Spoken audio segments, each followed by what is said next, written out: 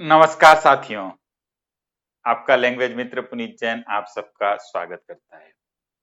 और आज हम बिना कॉपी पेन के बात करते हैं।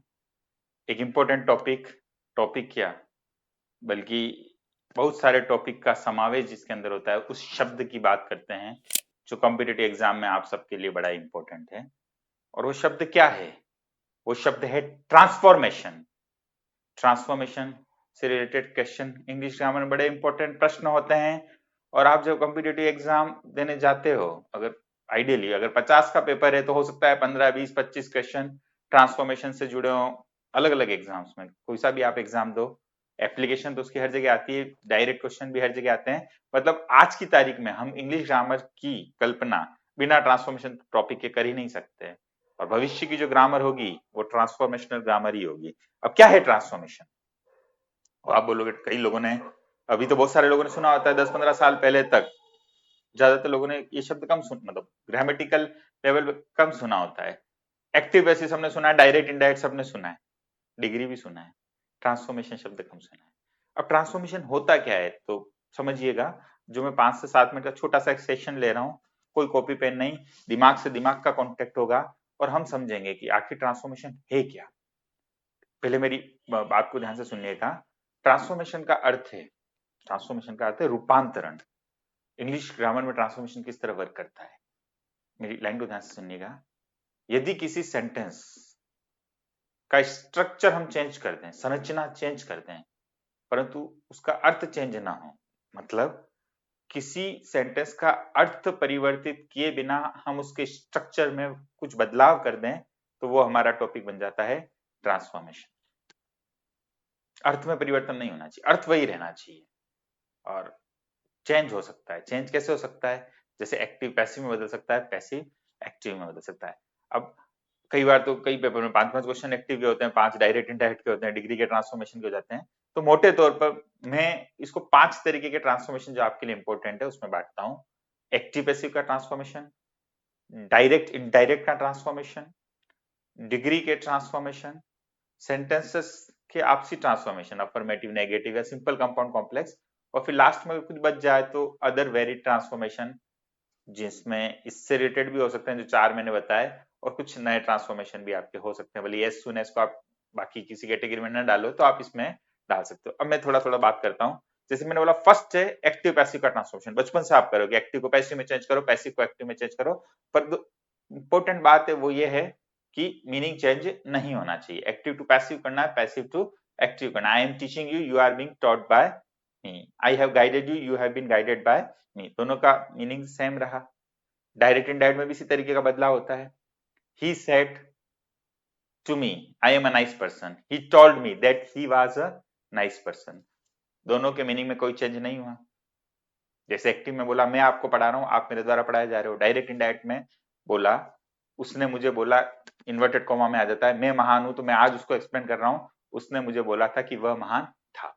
तो एक्टिव पैसिव एक तरीके का ट्रांसफॉर्मेशन है, डायरेक्ट इनडायरेक्ट का ट्रांसफॉर्मेशन हमने देखा। अब दो डिग्री के ट्रांसफॉर्मेशन और अफर्मेटिव नेगेटिव, जब ग्रामर में ट्रांसफॉर्मेशन टॉपिक बोलते हैं तो इन दोनों के क्वेश्चन डायरेक्टली हम देखते हैं, क्योंकि एक्टिव पैसिव तो हम सीधे एक्टिव पैसिव नाम से भी पढ़ लेते हैं, डायरेक्ट इनडायरेक्ट नाम से भी पढ़ लेते हैं। अब एक सिंपल सा सेंटेंस बच्चों को कहा जाता है कि मैं पास होऊंगा, मैं बोलता हूं मैं पास होऊंगा, उसका नेगेटिव ट्रांसफॉर्मेशन करो। तो जनरली बच्चे बना देते हैं मैं पास नहीं होऊंगा। वो नॉट, मतलब नॉट लगाने की भावना रखते हैं कि नॉट लगा दिया तो हमारा सेंटेंस का ट्रांसफॉर्मेशन हो जाएगा। ट्रांसफॉर्मेशन नहीं हुआ, नॉट लगाने से सेंटेंस नेगेटिव बना। आपको ये करना है नॉट भी लग जाए और अर्थ भी परिवर्तन ना हो। मैं पास होऊंगा का नेगेटिव ट्रांसफॉर्मेशन होगा मैं फेल नहीं होऊंगा। आप सब सफल होंगे, आप सब कभी विफल नहीं होंगे।